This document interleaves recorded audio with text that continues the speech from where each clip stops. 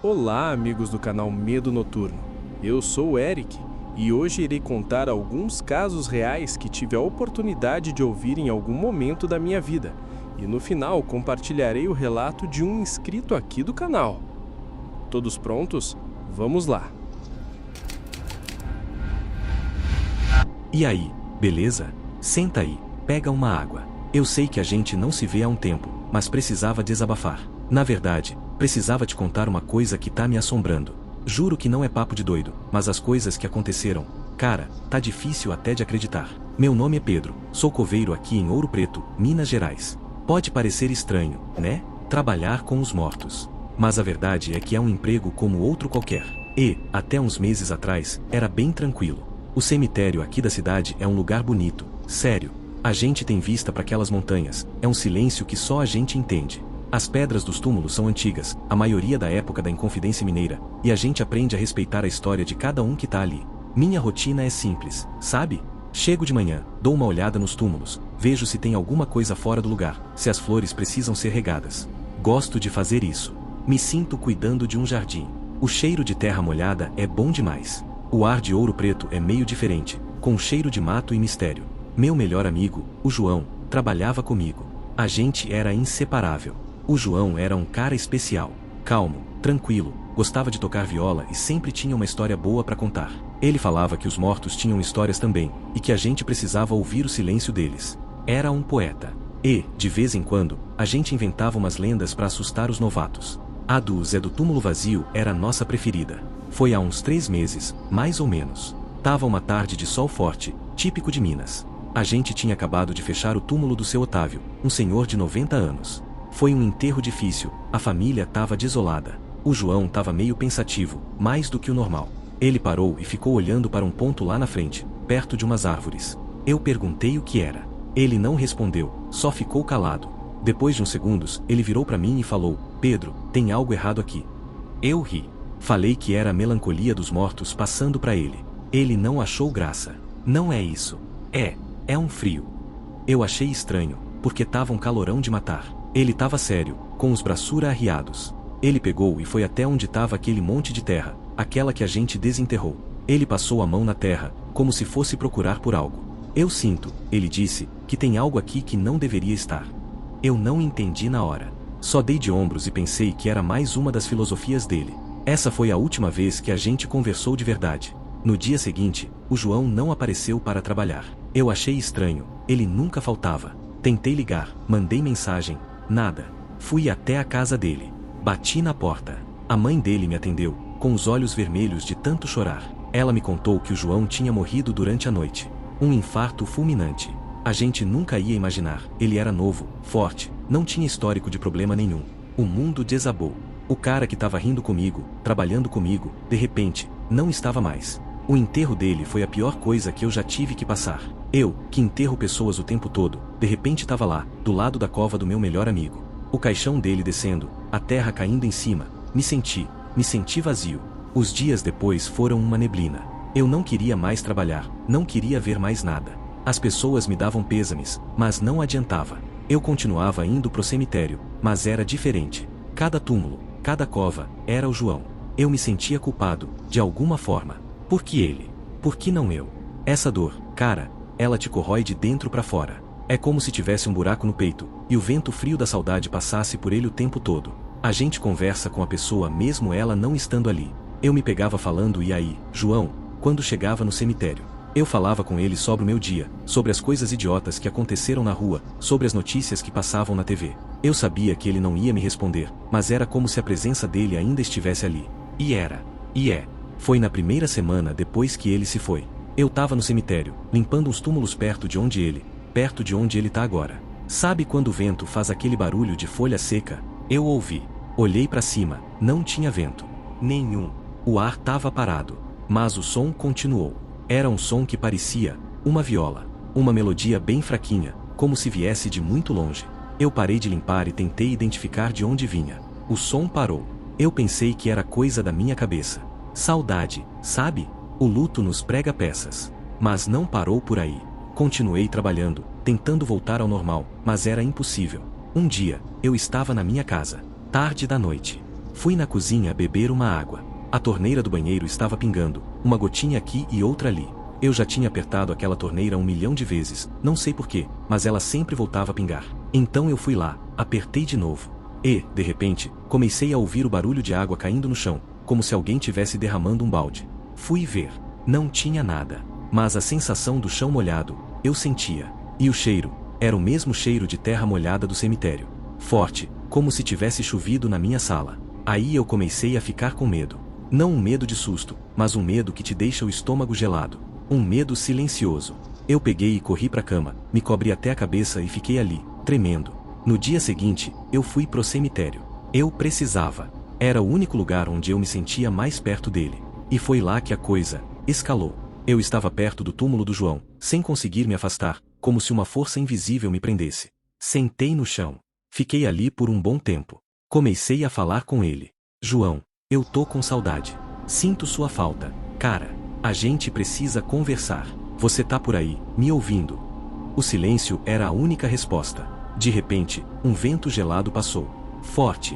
A folha de uma árvore se soltou e caiu bem na minha frente. Mas ela não caiu no chão. Ela flutuou a uns 10 centímetros do chão. Ela ficou ali por uns 5 segundos, e depois caiu suavemente. A folha era de um ipê amarelo, uma árvore que a gente adorava. Ele dizia que o amarelo das flores lembrava ouro.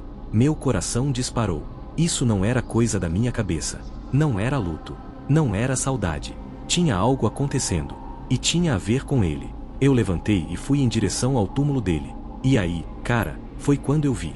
A terra em cima da cova dele estava mexida. Mas não era como se alguém tivesse escavado. Era como se algo tivesse subido. Era uma marca de uma mão. 5 dedos. Eram 5 dedos de terra, meio fundos. E o formato da palma. Eu sei que era a mão do João. A mão dele era grande, os dedos finos, compridos. Eu sabia. Ele tinha as mãos de um artista. Eu fiquei paralisado. Mas a parte mais bizarra é que no meio da marca da palma tinha um botão de camisa. Um botão preto, com 4 furinhos, exatamente igual aos botões da camisa que ele usava no dia da morte do seu Otávio. O coração batia forte, eu sentia um calor na garganta, como se estivesse engasgando. Peguei o botão. Estava gelado. Naquele momento, todas as minhas dúvidas sumiram. Ele estava tentando me dizer alguma coisa. Aquela coisa que ele sentiu, aquele frio. Acho que por hoje tá bom, né? Eu sei que é muita coisa para digerir. Amanhã a gente continua. Mas me dá um ok se você quiser que eu siga. Tem mais coisa, e a parte final. Eu te falei do botão, né? O botão de camisa que eu encontrei na cova do João. Eu peguei e enfiei no bolso, como se fosse um tesouro. Eu sabia que ele estava tentando me falar alguma coisa. Aquele algo que não devia estar ali que ele me disse na última vez que a gente conversou, lembra? Aquele frio. Os dias seguintes foram uma loucura. Eu me senti uma espécie de detetive. Andava pelo cemitério com o botão na mão, olhando para os túmulos, para as árvores, para tudo. Eu me peguei visitando o local daquele último enterro. O do seu Otávio. O túmulo estava intacto, a placa brilhando no sol, mas eu me sentia pesado. Era como se a melancolia dele tivesse grudado na terra. Passei a noite inteira pesquisando sobre a morte do seu Otávio. Eu sabia que a família dele era muito rica, dona de algumas mineradoras por aqui. A morte tinha sido por causas naturais, velhice. Mas a minha cabeça não conseguia aceitar que era só isso. Porque o João tinha sentido algo de estranho. Porque ele me deu o botão. Eu comecei a reparar nos detalhes. A família dele, que era dona de uma das maiores empresas de mineração da região, tinha mandado fazer um túmulo especial, de mármore branco. Bem diferente das pedras antigas da maioria dos túmulos aqui. Fui no cartório de Ouro Preto, e pedi para ver o registro do sepultamento. E, cara, foi lá que a ficha caiu. O registro de sepultamento do seu Otávio estava todo certo, mas o espaço ao lado, o do filho dele, ainda estava vazio. O filho, que morava em Belo Horizonte, não pôde vir ao enterro, e o túmulo do lado, que seria o dele, estava vazio. O mesmo local que a gente escavou a terra. O mesmo que o João sentiu aquele frio. Eu comecei a ligar os pontos. O filho do seu Otávio. O João. O botão. A morte do João. Tinha alguma coisa errada. No dia do enterro do seu Otávio, o filho, que eu nunca tinha visto, não compareceu. Mas, no registro, constava a presença dele. Algo estava muito estranho. O João, com a sua intuição, sentiu. E foi morto por isso. Foi aí que eu comecei a me sentir perseguido. Não era mais a saudade do João, era a presença dele. Eu sabia que ele estava lá, tentando me ajudar. Mas a saudade tinha virado uma cobrança. A melodia da viola que eu ouvia, virou um lamento. O cheiro de terra molhada na minha casa, virou um cheiro de podre. Eu estava ficando louco. Não conseguia dormir.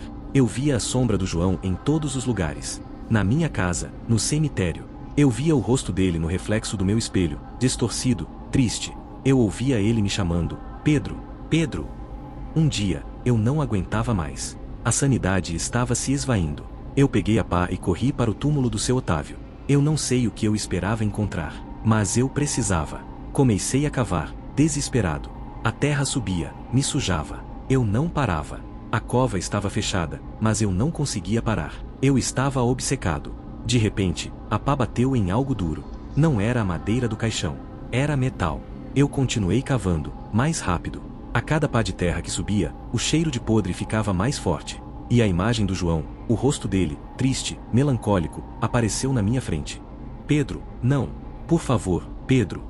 Eu juro que eu ouvi. Ele parecia ter medo. Eu não parei. Eu tinha que saber a verdade. E então, eu vi. Não era um caixão. Era uma mala. Uma mala de metal, suja de terra, e o fecho estava aberto. Eu puxei e a abri. O que eu vi ali dentro? Cara, eu não sei nem como te explicar. Dentro da mala, não tinha um corpo. Não tinha nada. Só uma foto. Uma foto antiga, em preto e branco, do seu Otávio. E, ao lado, uma carta. Uma carta antiga, amarelada, com uma letra toda rabiscada. E no final da carta, um nome. O nome do filho do seu Otávio. E a data de um assassinato. A data, do mesmo dia em que o João morreu. Eu fiquei paralisado. Era como se a minha mente tivesse explodido. Eu olhei para a foto. Era o seu Otávio, com um sorriso no rosto, mas os olhos pareciam de vidro. E a carta era uma confissão. O filho dele confessava ter matado o pai, por causa de um testamento. E, em seguida, ele confessava ter matado João.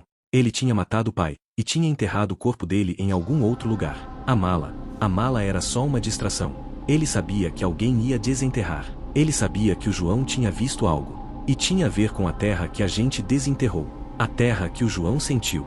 A terra que o filho do seu Otávio usou para esconder o corpo. Eu fiquei ali, olhando para a mala. O botão que o João me deu era um botão da camisa do filho do seu Otávio. Um botão que ele tinha deixado cair quando enterrou a mala. O João tinha sentido a presença da morte. Não a morte do seu Otávio, mas a dele. De repente, senti um toque no meu ombro. E uma voz suave me chamando. Pedro, tá na hora de ir. Eu olhei para o lado. Era o João. Mas não o João de sempre. Ele estava com a mesma roupa do dia em que morreu, e seu corpo, o corpo estava transparente. Eu podia ver as árvores do cemitério através dele. Ele me olhou, e sorriu. Um sorriso triste. Não tenha medo, Pedro. Eu tô bem. A verdade foi revelada. Eu caí no chão. E ele estendeu a mão para me ajudar a levantar. E quando a mão dele encostou na minha, senti o frio. Aquele mesmo frio que ele sentiu. O frio da morte. E a última coisa que eu vi, foi o túmulo do seu Otávio. Ele estava aberto. E a terra estava se mexendo. E o rosto do João mudou. Não era mais um sorriso de paz. Era um sorriso de medo. E seus olhos, os olhos de um louco. A terra se mexeu de novo. E a mão que me ajudava a levantar, era a mão dele. Não a do João. A mão do assassino. Eu levantei. Me virei. E não vi o João. Vi o filho do seu Otávio. Ele estava parado na minha frente, com as mãos sujas de terra. Ele me olhava, e sorria. Aquele mesmo sorriso da foto. Você descobriu, Pedro. Agora, é a sua vez de ficar aqui. E, de repente, o cheiro de podre ficou insuportável. E o vento trouxe a melodia da viola. O lamento. Aquele lamento que eu ouvi no começo, era o lamento do João. Ele estava chorando. E eu, aqui, de novo. Sem saber o que fazer. Será que o João estava me protegendo? Ou ele estava me guiando para minha própria morte? Eu não sei. E a gente vai ter que conviver com a dúvida. O que você acha? Será que eu tô louco? Ou tem mais coisa nessa história? Essa história aconteceu com a minha avó, em Juiz de Fora, lá em Minas Gerais. A cidade é linda, cheia de morros, umas casas antigas de encher os olhos. Mas debaixo de toda essa beleza, tem umas histórias que arrepiam. Minha avó, Dona Maria, era uma mulher simples. Vivia numa casinha humilde, no bairro Santa Terezinha. Tinha um quintal cheio de plantas e um pé de jabuticaba que dava fruta o ano todo. A vida dela era essa: cuidar da casa, da horta e, de vez em quando, ir à missa na igreja da padroeira. Ela era viúva e morava sozinha desde que meu avô, seu Geraldo, tinha morrido. Ele era um homem bom, trabalhador, mas com um coração fraco. Morreu dormindo. E foi aí que a coisa começou. Nos primeiros dias, a gente tentava animar minha avó, mas era difícil.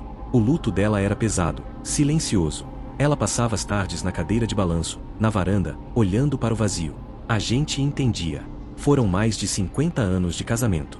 Ela me contava que a rotina dela era a mesma. Acordava, preparava o café e, sem querer, botava 2 pires na mesa. Ia pegar a xícara do meu avô e só depois que lembrava que ele não estava mais ali. Um dia, ela me disse, com os olhos cheios de água: "Filho, eu sinto o cheiro do sabonete dele no banheiro. A toalha dele parece que ainda está úmida. Eu sei que é coisa da minha cabeça, mas eu juro que sinto a presença dele em cada canto dessa casa." Eu achava que era o luto. A gente tende a procurar por quem a gente ama em todos os lugares. Mas as coisas foram ficando estranhas. A minha avó começou a me ligar, e a voz dela estava diferente. Mais baixa, quase um sussurro. "Filho, tem alguém na sala." Eu escuto a voz dele. Eu, preocupado, achava que ela estava com saudade demais, que estava tendo uns devaneios. Tentava acalmá-la. "Vó, é a saudade. O vô tá bem, lá no céu, descansando." Ela só suspirava. "Eu sei, meu filho. Mas é a voz do seu avô. Eu ouço ele cantando a mesma música que ele cantava quando estava nervoso. Cai, cai, balão." Eu confesso que comecei a ficar com um frio na barriga. Meu avô tinha uma mania. Quando ele ficava nervoso com alguma coisa, ele cantarolava essa música, baixinho, como se estivesse tentando se acalmar. E ele era o único que sabia. Nem eu, nem minha mãe, nem ninguém da família. A gente achava que ele só cantarolava, mas a minha avó, que passava a vida toda com ele, sabia exatamente qual era a música. Eu passei a visitá-la mais. Ficava de noite, assistindo a TV com ela, conversando. A gente ria, mas no fundo, eu sentia um ar gelado. Um dia, ela foi para a cozinha e eu fiquei na sala. De repente, ouvi a melodia. Cai, cai, balão, cai, cai, balão. Era muito baixo, quase inaudível, mas era a voz do meu avô. Meu coração gelou. Eu olhei em volta. Não tinha ninguém. A TV estava desligada. Fui para a cozinha e perguntei para minha avó. Ela olhou para mim, com os olhos arregalados. "Você ouviu também, meu filho? Não me diga que eu estou ficando louca." Eu não tive coragem de mentir. Eu ouvi, vó. A partir daquele dia, a gente não teve mais paz. A voz do meu avô se tornou mais frequente. Começamos a ouvir passos no corredor, de noite. O cheiro do sabonete dele ficava mais forte. As coisas sumiam de lugar. A caneca que ele usava para tomar café, de repente, estava na prateleira de cima. A chave do carro dele, que minha avó guardava no criado mudo, apareceu em cima da geladeira. Um dia, minha avó estava no jardim, regando as plantas. Eu estava na sala, lendo um livro. De repente, a porta da cozinha bateu. Um vento frio entrou na casa. E um copo de vidro, que estava na pia, voou e se estilhaçou no chão, bem no lugar onde o meu avô costumava sentar para tomar café. Minha avó entrou correndo, assustada. "Filho, o que foi isso?" Eu não sabia o que dizer. Naquela noite, a gente se trancou no quarto dela. A gente estava com medo. Eu abracei ela, e ela estava tremendo. De repente, um barulho na janela. Parecia a ponta de um dedo batendo no vidro. Batendo, ritmado, como se fosse um recado. Batida, batida, batida. O meu avô tinha o costume de bater no vidro da janela quando chegava em casa, para avisar que estava lá. Minha avó começou a chorar. "Ele não tá em paz, meu filho. Ele tá pedindo ajuda." A gente não sabia o que fazer. Fomos para a igreja e conversamos com o padre. Ele ouviu a história com atenção e, no final, disse: "O luto faz a gente ver e ouvir coisas, minha filha. É a saudade. Reza, que com o tempo, a dor acalma." Mas eu sabia que não era saudade. A gente não aguentava mais. A casa tinha virado um inferno. Eu decidi ir até o túmulo do meu avô, no cemitério municipal. Era um cemitério grande, antigo, com um monte de túmulos de família. O túmulo dele era simples, de pedra, e tinha umas flores murchas. Eu sentei na frente e comecei a falar com ele. "Vô, por favor, o que é? Me dá um sinal. A gente não aguenta mais." O vento parou. O silêncio era assustador. E de repente, uma foto caiu no chão. Uma foto velha, desbotada, de quando ele era criança. Eu olhei para trás, não tinha ninguém. Nenhuma brisa, nada. O único som era o do meu coração batendo forte. Peguei a foto. E atrás dela, tinha uma mensagem, escrita com caneta, com a letra do meu avô: "Olhe no jardim." Eu voltei correndo para a casa da minha avó. Ela estava na varanda, chorando. Eu mostrei a foto e a mensagem. "Vó, ele quer que a gente olhe no jardim. O que ele pode ter escondido lá?" A minha avó me olhou, incrédula. Seu avô sempre foi muito apegado ao pé de jabuticaba. Ele dizia que ali era o lugar de paz dele. Fomos para o jardim, com uma pá. Eu olhei para o pé de jabuticaba. Ele era grande, com o tronco todo torto. Eu não sabia por onde começar. Minha avó, que estava calada, de repente se ajoelhou e começou a cavar, perto de uma raiz, com as mãos. Eu fiquei olhando, sem saber o que fazer. Ela tirou a terra, e de repente, tocou em algo. Ela tirou mais um pouco e, o que ela pegou, era um pequeno baú de madeira. A gente abriu o baú. Dentro, tinha o diário do meu avô. A letra dele, as histórias dele, a vida dele. Eu passei a noite inteira lendo. E, nas últimas páginas, o meu mundo virou de ponta cabeça. Ele estava com a saúde debilitada. E um dia, ele descobriu que estava com câncer. Mas ele não queria que ninguém soubesse. Ele escreveu sobre a dor, o medo.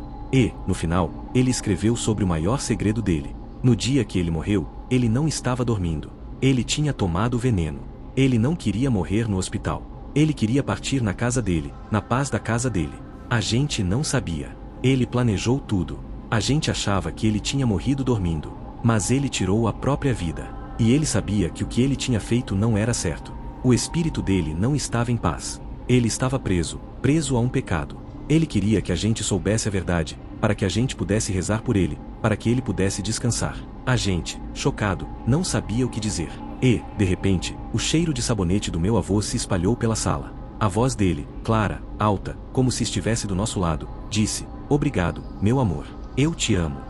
E o som de uma viola. Não era a música do balão. Era a melodia que ele tocava para minha avó, na juventude, no violão dele. Uma melodia que só eles dois conheciam. O som foi ficando mais fraco. E, de repente, parou. E o cheiro também. A gente rezou por ele. Rezamos por ele, para que ele pudesse descansar em paz. E a gente nunca mais ouviu nada. Nenhuma voz, nenhum cheiro, nenhum passo. A casa voltou a ser calma. A minha avó, finalmente, pôde viver seu luto, em paz, sabendo que ele tinha partido. Mas a história não termina aí. Dias depois, eu estava na casa dela, e vi uma foto antiga, de um casal. Minha avó e meu avô, jovens. Eu sorri. "Que foto linda, vó."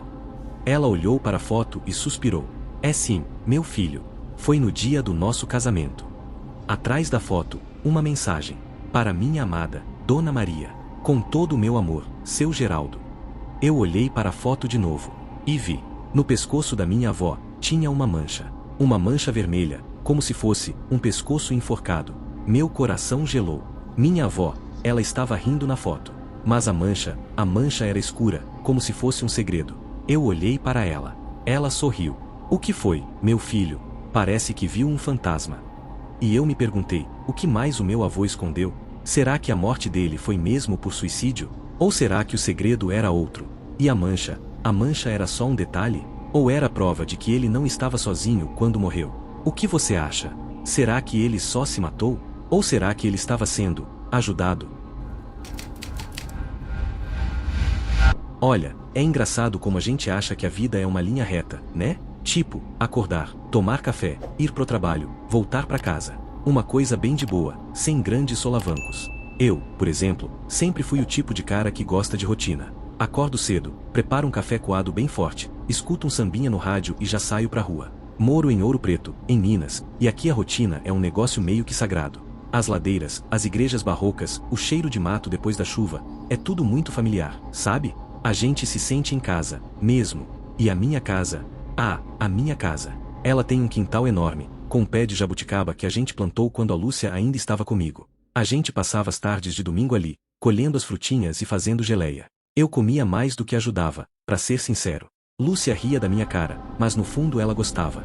A gente se conheceu na faculdade, aqui mesmo. Ela estudava artes, eu, história. A gente sempre brincava que eu era o cara do passado e ela, do presente, criando o novo. E a gente criou tanta coisa junto, sabe? Uma vida. Mas aí, a vida resolveu me mostrar que ela não é uma linha reta coisa nenhuma. Ela é mais como um novelo de lã, com nós e pontas soltas. A Lúcia se foi, faz 6 meses. Foi rápido, sabe? Um infarto fulminante. A gente estava no sofá, assistindo a um filme bobo de comédia. Ela encostou a cabeça no meu ombro, respirou fundo e foi. Eu nem tive tempo de entender. Um minuto ela estava rindo, no outro, o silêncio. Aquele silêncio pesado, que grita. E foi aí que o novelo começou a desmanchar. Nos primeiros dias, a casa parecia um túmulo. Eu não conseguia nem entrar no quarto dela. O cheiro do perfume dela ainda estava no ar, nas roupas. Eu passava o dia todo vagando pela casa, como se fosse um fantasma. Eu me via, e era um reflexo estranho, pálido, com olheiras fundas. As pessoas vinham me visitar, os amigos, os vizinhos. Eles falavam, mas eu não ouvia. Era como se estivessem falando através de um vidro grosso. Eu só conseguia pensar em uma coisa: a Lúcia não está mais aqui. A rotina, que antes era meu porto seguro, virou um tormento. Acordar era a pior parte. O lado da cama dela estava sempre vazio e gelado. Eu tentava manter as coisas como antes, sabe? Preparar o café, colocar o sambinha. Mas o café não tinha o mesmo gosto, e o samba parecia triste. Eu me sentia culpado por cada sorriso, por cada momento de distração. Como eu podia rir, se a Lúcia não podia? Com o tempo, o luto foi mudando. A dor aguda deu lugar a uma dor surda, uma tristeza constante que me acompanhava como uma sombra. Eu comecei a me apegar às pequenas coisas. A caneca preferida dela, com uma estampa de girassóis. A jaqueta de couro que ela usava no inverno. Eu segurava essas coisas e sentia um pedacinho dela. Era irracional, eu sei, mas me ajudava. E foi aí que a coisa começou a ficar estranha. A primeira vez foi com um cheiro. Eu estava no quintal, regando as plantas, e senti o cheiro do perfume dela. Aquele perfume suave de lavanda e baunilha que ela amava. Eu olhei em volta, mas não tinha ninguém. Eu pensei, é a saudade, meu cérebro está me pregando uma peça. Mas o cheiro era tão real, tão presente. Durou uns segundos e sumiu. Depois, foi a música. Eu estava no quarto, arrumando as coisas dela, e o rádio que ficava na comoda ligou sozinho. Estava tocando uma música que a gente amava, uma canção antiga do João Gilberto. Eu gelei. A gente sempre ouvia essa música quando queríamos relaxar. Eu fui até o rádio, ajeitei o botão, e a música parou. Minha mão estava tremendo. Eu jurei que o rádio estava desligado. A coisa mais bizarra, porém, aconteceu na cozinha. Eu estava lavando a louça, e de repente, o filtro de café que a Lúcia usava para fazer o café dela, aquele de pano, que ficava pendurado na parede, caiu no chão. Eu juro, ele estava pendurado certinho, e simplesmente caiu. E quando caiu, eu senti um arrepio na espinha, uma sensação de que não estava sozinho. Eu peguei o filtro e o pendurei de volta, e enquanto fazia isso, eu ouvi um sussurro. Sabe, não era uma voz clara, era mais como um sopro, uma palavra: amor. Eu parei de respirar. O coração batia tão forte que eu achei que ia pular pela boca. Eu virei para trás, devagar, mas não tinha ninguém. A casa estava silenciosa de novo. A única coisa que se ouvia era o som da torneira pingando. Eu me encostei na pia, tentando acalmar a respiração, e aí eu vi. Na janela, embaçada pelo vapor da água quente, tinha um desenho. Um coração, com as nossas iniciais, M mais L. Eu passei a mão na janela, o desenho sumiu. A minha mão estava gelada. Eu não consegui dormir naquela noite. Fiquei revirando na cama, pensando em tudo o que tinha acontecido. E se não era a minha mente me pregando peças? E se a Lúcia estava mesmo por perto? Eu não sabia se sentia medo ou conforto. Era uma mistura estranha, uma espécie de esperança dolorida. Os dias se seguiram, e as coisas continuaram a acontecer. A porta do armário abria sozinha, o cheiro do perfume dela aparecia do nada, e às vezes, eu jurava que ouvia o som da risada dela vindo do quintal. Eu comecei a conversar com ela. Eu falava: Lúcia, você está aí?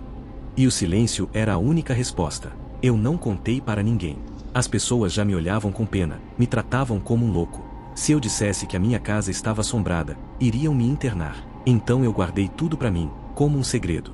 E no fundo, eu não queria que parasse. Eu gostava de sentir que ela estava por perto. Era o único jeito de não me sentir completamente sozinho. Uma noite, eu estava no sofá, assistindo a um filme. De repente, a TV desligou. A tela ficou preta, e eu vi o meu reflexo. E no reflexo, atrás de mim, no corredor, uma sombra. Não era uma sombra escura, era mais como uma névoa, um contorno. E ele se moveu. Ele veio em direção à sala, devagar. Eu paralisei. O coração batia na garganta. A forma se aproximou, e eu senti um frio gelado, como se estivesse no meio da neve. E então, eu ouvi a voz dela. Clara, límpida, como se ela estivesse no meu ouvido. Manuel, por favor, o diário. Eu pisquei. A sombra sumiu. A TV continuou desligada. Eu fiquei ali, no escuro, tremendo. O diário. Ela tinha um diário. Era um caderno de couro velho, que ela guardava na gaveta do criado mudo. Eu nunca tinha lido. Ela dizia que era o espaço dela, que ela escrevia os segredos mais profundos ali. Eu sempre respeitei. Eu levantei devagar, as pernas bambas. Fui até o quarto, abri a gaveta, e o diário estava lá. A capa era gasta, e tinha um cheiro de papel velho. Eu hesitei. Devo ler? Mas a voz dela parecia tão urgente. Eu abri o diário na primeira página. A letra era delicada, com os is com pontinhos de coração. Era tão a cara dela. Eu comecei a ler. As primeiras páginas eram sobre a nossa vida, sobre o quanto ela me amava, sobre os planos que a gente tinha. Eu sorria e chorava ao mesmo tempo. Mas aí, a narrativa mudou. As últimas páginas eram diferentes. A letra era mais forte, mais rápida. Ela falava sobre uma dor de cabeça constante, sobre tonturas. Falava que tinha ido ao médico, mas ele não tinha encontrado nada. E então, ela escreveu sobre os sons. Ela ouvia sons na parede. Um som de arranhar. E ela sentia uma presença na casa, uma coisa estranha, uma energia ruim. Ela escreveu que achava que estava ficando louca. Eu senti um calafrio na espinha. As últimas páginas eram sobre o medo. O medo de que algo estava perseguindo. O medo de que algo estava tentando entrar na casa. E aí, a última entrada. A data era a mesma do dia em que ela morreu. A letra estava tremida, como se ela estivesse com medo. Ele está aqui. Ele está no quarto. Ele está me observando. Me ajuda, amor. A página seguinte estava em branco. A caneta estava jogada ao lado. Eu fechei o diário e o abracei contra o peito. A Lúcia não morreu de infarto. Algo a matou. E o ele do qual ela falava, estava na minha casa. Estava na minha casa esse tempo todo. Estava me observando. E as aparições, as coisas que aconteciam, não era a Lúcia. Era a coisa. Era a coisa imitando a Lúcia para me manter aqui, para me fazer acreditar que não tinha nada de errado. A voz que eu ouvi na TV, Manuel, por favor, o diário. Não era ela. Era a coisa. Era um aviso. Eu olhei para o corredor. O escuro era denso. Eu sentia um ar gelado. E então, eu ouvi o som, um arranhar, dentro da parede. O mesmo som que a Lúcia ouviu. Eu corri para a sala, peguei o diário, e saí de casa o mais rápido que pude. Corri pelas ladeiras de Ouro Preto, em direção à luz dos postes, em direção a qualquer coisa que não fosse a minha casa. Eu parei de correr em uma praça. A respiração ofegante, o coração batendo forte, o diário na mão. E enquanto eu tentava retomar o fôlego, eu vi, no poste, na sombra da luz amarela, um vulto. A mesma forma que eu vi no reflexo da TV. E ela se moveu. E veio em minha direção. Eu olhei para o diário na minha mão. E então, eu me lembrei de uma coisa. A Lúcia. Ela sempre disse que tinha um segredo. Um segredo que ela me contaria quando se sentisse pronta. Eu nunca soube o que era. Ela escreveu no diário. Eu comecei a folhear, desesperado. Eu parei em uma página no meio do livro. A caligrafia dela estava perfeita, mas o conteúdo era diferente. Não era sobre o nosso amor, nem sobre os medos dela. Era um poema. E o poema falava sobre um espelho. O espelho que mostra o que a gente não pode ver. O espelho que revela o que está escondido. Eu não entendi. Que espelho? Eu não tinha nenhum espelho especial em casa. Mas aí, eu me lembrei. No porão. Tinha um espelho velho, que a gente tinha achado em uma feira de antiguidades. Ela tinha me pedido para guardar lá. E nunca mais falamos dele. Eu tinha que voltar para casa. Eu tinha que ver esse espelho. Eu tinha que saber o que ele escondia. O medo me consumia, mas a curiosidade era maior. A possibilidade de descobrir a verdade sobre a morte da Lúcia, sobre o que estava assombrando a minha casa, era a única coisa que me mantinha em pé. Eu voltei para minha casa. A porta estava aberta. E um silêncio pesado tomava conta de tudo. Eu entrei, o diário na mão. A casa estava escura. Eu liguei as luzes. E então eu vi. O espelho. Não era o do porão. Era o espelho do corredor. Aquele que eu via o meu reflexo todos os dias. E ele não estava mais embaçado. Ele estava limpo. E eu olhei para ele. Eu não vi o meu reflexo. Eu vi a Lúcia. O cabelo solto, o sorriso no rosto. Ela estava me observando do outro lado do espelho. Ela não parecia assustada. Ela parecia triste. E então, a minha imagem apareceu no reflexo. Eu vi o meu rosto pálido, meus olhos cheios de lágrimas. E a Lúcia, atrás de mim, no reflexo, colocou a mão no meu ombro. Eu senti o toque gelado. E ela sussurrou, a voz vinda do reflexo, não do meu ouvido. Você não entendeu, amor. Eu nunca saí daqui. A dor é para o que você se tornou. Eu pisquei. A imagem dela sumiu.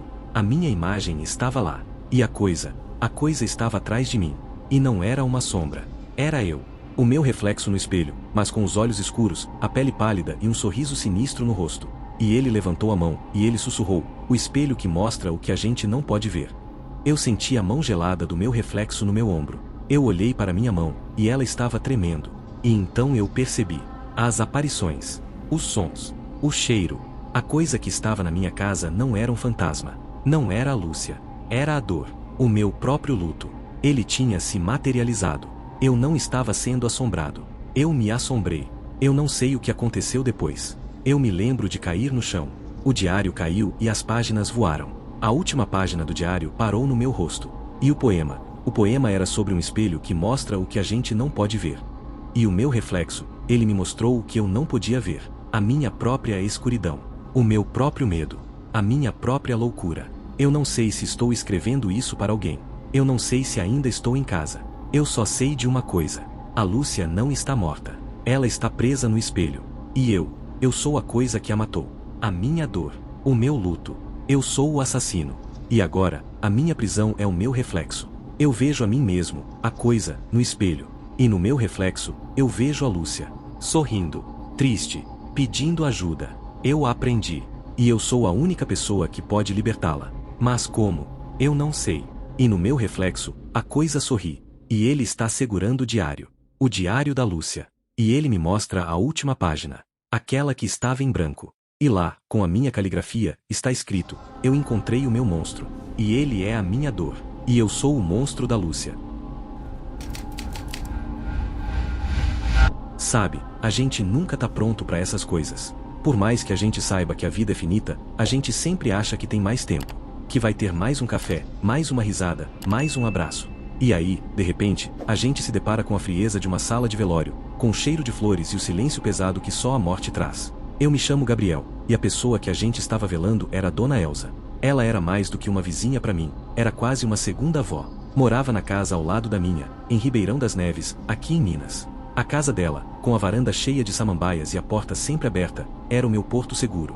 A gente se sentava na varanda e ela me contava histórias da vida dela, da época em que Ribeirão era só mato e as pessoas se conheciam pelo nome. Ela sempre me dizia: Gabriel, a gente precisa se lembrar de onde a gente veio, para saber para onde a gente vai. Dona Elza era uma mulher de fé, daquelas que acredita no poder de uma oração, no cheiro de alecrim para afastar o mal-olhado e que conversa com as plantas. As minhas amigas morriam de rir quando eu contava que a Dona Elza falava com as samambaias, mas eu sabia que era a forma dela de estar conectada com a vida. Ela tinha uma vida simples, cheia de pequenos rituais. Acordava cedo, regava as plantas, fazia o café na cafeteira de ferro e se sentava na varanda para ver o sol nascer. Agora, a casa dela estava silenciosa. As samambaias murchavam, e a porta estava fechada. A gente estava no velório há algumas horas. O corpo da Dona Elza estava lá, no caixão, sereno, como se estivesse dormindo. Os filhos, netos e amigos se revezavam, contando histórias, chorando, ou simplesmente sentados em silêncio, prestando as últimas homenagens. Eu estava ali, meio perdido, observando as pessoas. É engraçado como a morte une as pessoas. Pessoas que a gente nem sabia que a Dona Elza conhecia, estavam ali. Mas eu me sentia sozinho. A dor da perda era muito minha, muito pessoal.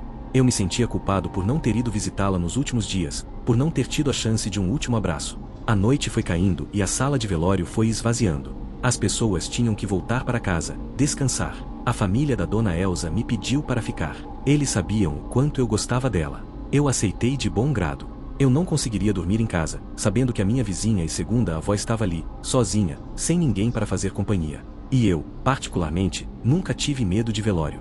Acho que é porque a gente está ali para se despedir, para honrar a pessoa, não para ter medo. Mas essa noite foi diferente. Eu me sentei em uma das cadeiras, perto do caixão. A luz amarelada da sala de velório deixava tudo com uma aura melancólica. Eu observei o rosto da Dona Elza. Ela estava em paz. As rugas, as marcas do tempo, a vida, tudo estava ali. Eu fechei os olhos e tentei me lembrar da voz dela, das histórias, das risadas. Mas a única coisa que eu conseguia ouvir era o eco do silêncio. Foi aí que a coisa estranha aconteceu. O caixão, eu juro, ele se moveu. Foi um movimento sutil, quase imperceptível. Eu abri os olhos rapidamente e olhei para o caixão. Nada. Estava tudo no mesmo lugar. Eu pensei: Gabriel, você está maluco. Você não dormiu direito, a sua cabeça está te pregando peças. Mas o meu coração batia forte. Eu me levantei e andei em volta do caixão, devagar. Tudo parecia normal. Eu me sentei novamente e tentei me acalmar. Mas aí, o cheiro de alecrim. Aquele que a Dona Elza usava para afastar o mal-olhado. O cheiro era tão forte, tão real, que eu olhei em volta, como se o alecrim tivesse sido jogado na sala de velório. Mas não tinha nada. Eu levantei, fui até o caixão e cheirei as flores. As flores eram lírios. Eu senti o cheiro de lírios, mas o cheiro de alecrim estava ali, por baixo, sutil, mas inconfundível. E então, o som de um choro. Não era um choro de lamentação, de tristeza. Era um choro de bebê.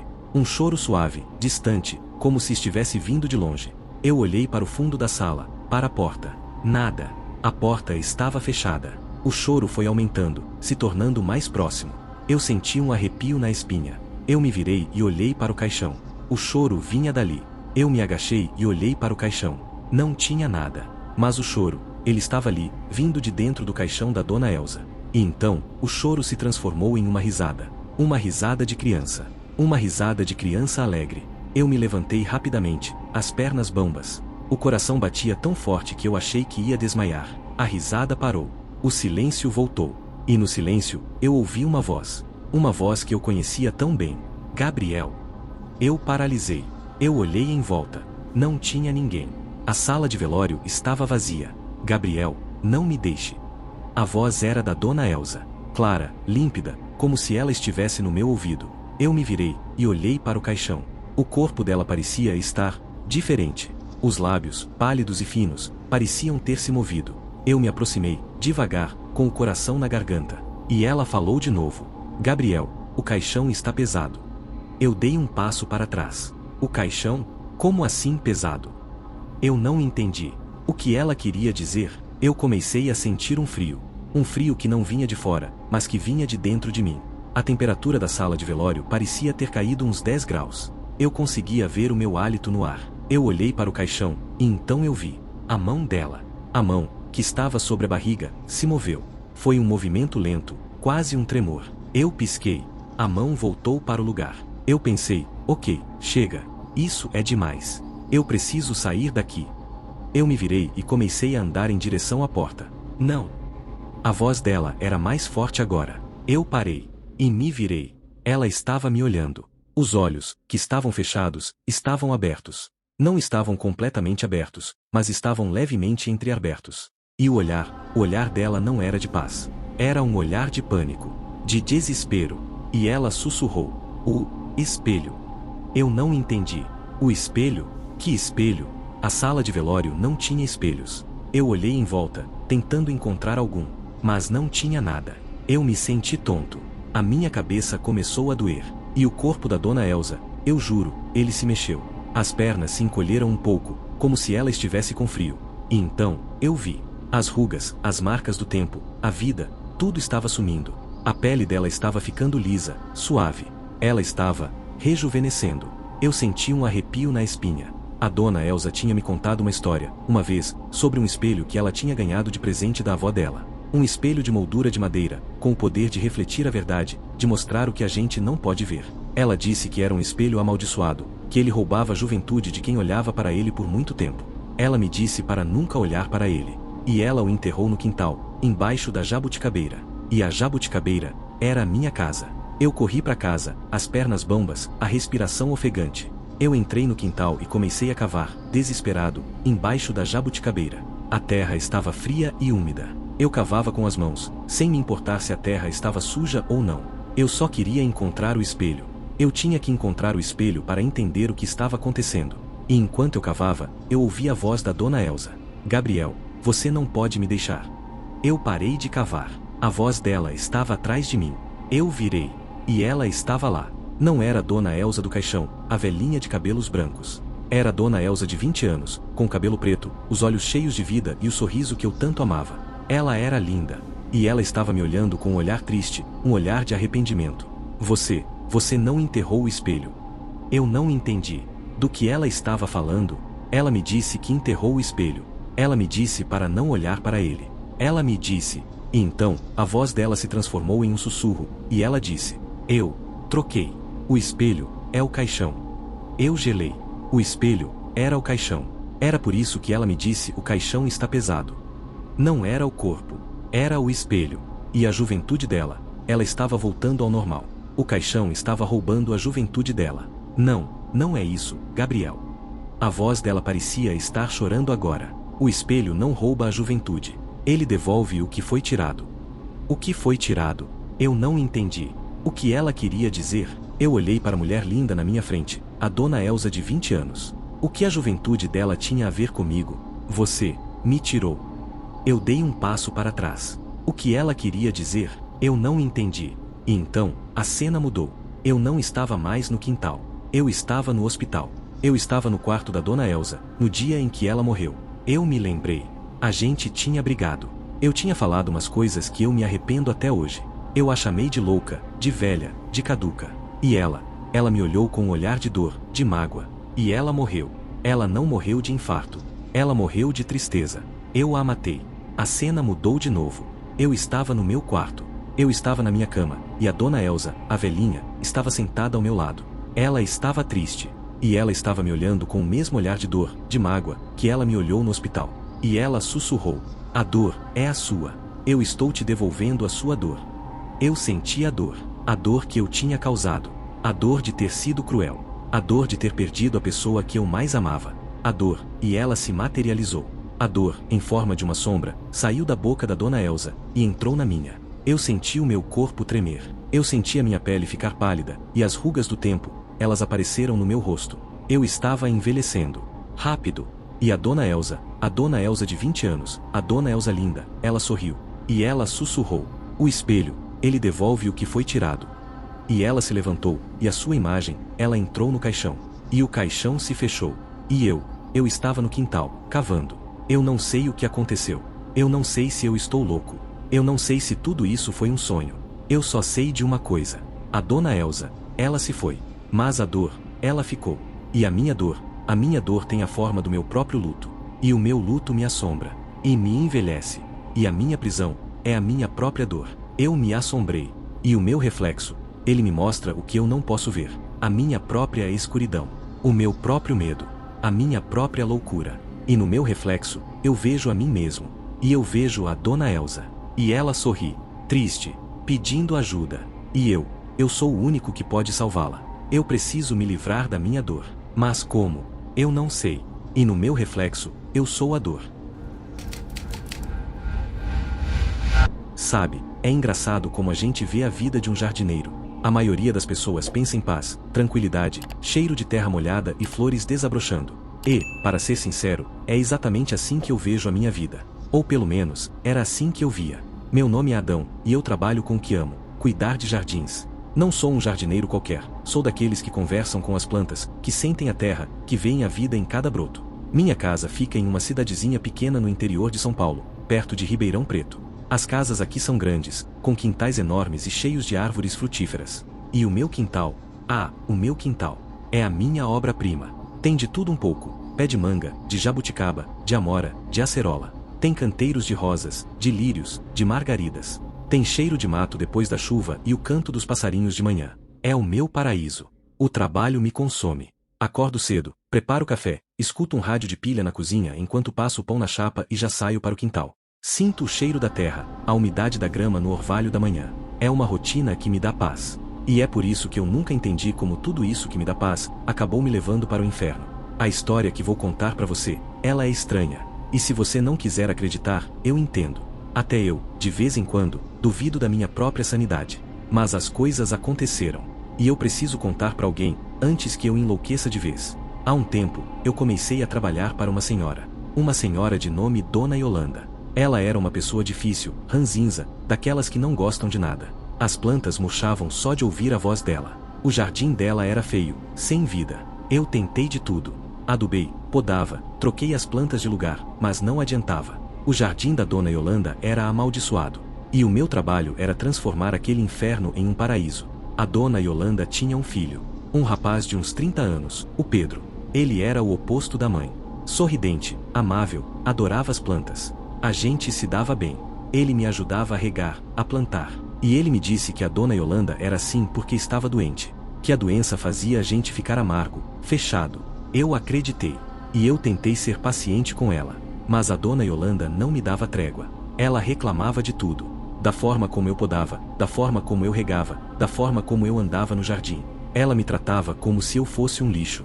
Um dia, eu cheguei para trabalhar e o Pedro não estava. A Dona Yolanda estava na varanda, sentada em sua cadeira de balanço, com um sorriso sinistro no rosto. Ela disse que o Pedro tinha viajado, que ele tinha ido visitar a avó dele, no interior de Minas. Eu achei estranho. O Pedro nunca me disse que iria viajar. E a Dona Yolanda, ela parecia feliz. A felicidade dela era assustadora. Eu não me sentia bem naquele dia. O ar estava pesado, o jardim parecia mais triste do que o normal. e eu comecei a ter uma sensação estranha. A sensação de que eu não estava sozinho. A sensação de que havia alguém me observando. Eu tentei me concentrar no trabalho, mas não conseguia. Eu sentia um arrepio na espinha toda vez que eu olhava para a terra. Era como se a terra estivesse me chamando. Como se ela estivesse me dizendo algo. Eu me abaixei para arrancar umas ervas daninhas, e eu juro, eu ouvi um sussurro. Não era um sussurro de vento, nem um sussurro de folha. Era um sussurro de voz. E ele disse, me ajude. A voz era do Pedro. Eu levantei assustado. Eu olhei para a varanda. A dona Yolanda estava dormindo. Eu olhei em volta. Não tinha ninguém. Eu pensei, Gabriel, você está maluco. Você está ficando louco. Eu tentei me acalmar. Eu respirei fundo e me abaixei novamente. E o sussurro, ele estava mais forte agora. Me ajude, ela me enterrou. Eu gelei. O meu coração batia tão forte que eu achei que ia explodir. Eu me levantei e olhei para a terra. Eu não vi nada. Mas a terra parecia estar se mexendo, como se algo estivesse se movendo debaixo dela. Eu peguei a minha pá e comecei a cavar. Eu não sabia por que eu estava fazendo aquilo, mas eu sentia que eu precisava. E a dona Yolanda, ela estava na varanda, me observando, com o mesmo sorriso sinistro no rosto. E ela sussurrou, o que você está fazendo, Adão? A voz dela era calma, mas o olhar dela era de louca. Eu me senti um idiota. Eu parei de cavar. Eu olhei para o buraco que eu tinha feito. E ele estava vazio. A dona Yolanda me demitiu. Ela disse que eu estava ficando maluco, que eu estava estragando o jardim. Eu não me importei. Eu queria sair de lá o mais rápido possível. Eu fui embora, e eu juro, eu senti um alívio. Mas o alívio não durou muito. Porque quando eu cheguei em casa, eu comecei a ter pesadelos. Pesadelos com a terra se mexendo. E com o Pedro, me pedindo ajuda. E ele sempre me dizia a mesma coisa, ela me enterrou no seu jardim, Adão. Eu não entendia. Como assim no meu jardim? Eu não tinha enterrado ninguém no meu jardim. A minha vida era cuidar de jardins, não de cemitérios. Mas o pesadelo era tão real, que eu comecei a duvidar de mim mesmo. Eu comecei a ter medo de dormir. E eu comecei a sentir um cheiro estranho no meu jardim. Um cheiro de terra molhada e de carne podre. Eu tentei ignorar. Eu jurei que era coisa da minha cabeça. Mas o cheiro foi aumentando. E o meu jardim, ele começou a mudar. As rosas murchavam, as jabuticabas caíam no chão, as folhas secavam. O meu paraíso estava morrendo. E o cheiro era insuportável. Eu comecei a ter uma paranoia. Eu olhava para a terra e eu sentia que havia algo ali. Algo vivo. Algo morto. Eu comecei a cavar. Eu não sabia por quê. Eu só sentia que eu precisava. E enquanto eu cavava, eu ouvi a voz. A voz do Pedro.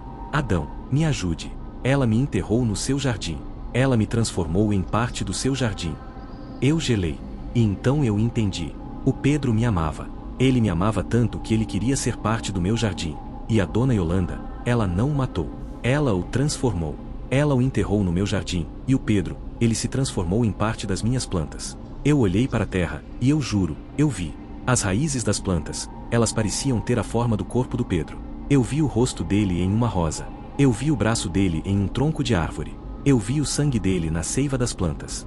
Eu me afastei, assustado. O meu jardim era um túmulo. O meu jardim era o cemitério do Pedro. Eu olhei para as plantas, e elas pareciam estar me observando, me pedindo ajuda. E então, eu ouvi a voz da dona Yolanda, vinda de trás de mim. Você é o meu novo jardineiro, Adão. E o meu jardim é o seu. E você vai ser o próximo. Eu me virei. Ela não estava lá. Mas a voz dela parecia estar em todos os lugares. E eu me lembrei. A dona Yolanda tinha me dito uma vez, que a doença dela a transformou. Ela não era uma pessoa ranzinza. Ela era uma pessoa que não queria ser enterrada viva. Ela era uma pessoa que queria ser parte da vida. E a única forma que ela encontrou, foi se transformar em planta. E ela era uma planta maligna. E o Pedro, ele foi o primeiro a ser transformado. E eu seria o próximo. Eu comecei a correr. Eu corri para longe do meu jardim. Eu corri para longe da minha casa. Eu corri para longe da cidade. Mas a voz dela me seguia. E o cheiro de terra molhada e de carne podre, ele me seguia. E eu não sei se eu estou correndo da minha loucura, ou se eu estou correndo da dona Yolanda. Eu só sei que eu não consigo parar. Porque eu sei que a dona Yolanda, a minha antiga patroa, e o Pedro, o meu amigo, estão no meu jardim. E eu sou o novo jardineiro do inferno. E chegamos ao fim de mais um mergulho no desconhecido. Quero agradecer de coração a cada um de vocês que dedicou seu tempo para acompanhar mais essas histórias arrepiantes. Foi um prazer ter sua companhia nesta jornada noturna. Se você gostou desse nosso encontro, não se esqueça de deixar seu like, de compartilhar com aquele amigo que também curte um bom calafrio e, claro, me conta aqui nos comentários qual foi o relato que mais te deixou com a pulga atrás da orelha ou te fez dormir de luz acesa. Ah, e se você tem alguma história de arrepiar que aconteceu com você ou que você ouviu por aí, daquelas que a gente conta sussurrando no escuro, manda pra gente no e-mail que está na descrição. Quem sabe seu relato não vira o próximo vídeo do canal, né? Vai ser um prazer dar voz à sua experiência. E a seguir, vou deixar algumas sugestões de vídeos que possivelmente vocês irão gostar. Por hoje, é isso, meu povo. Cuidado com o que espreita nas sombras e a gente se encontra no próximo pesadelo. Um abraço e até mais!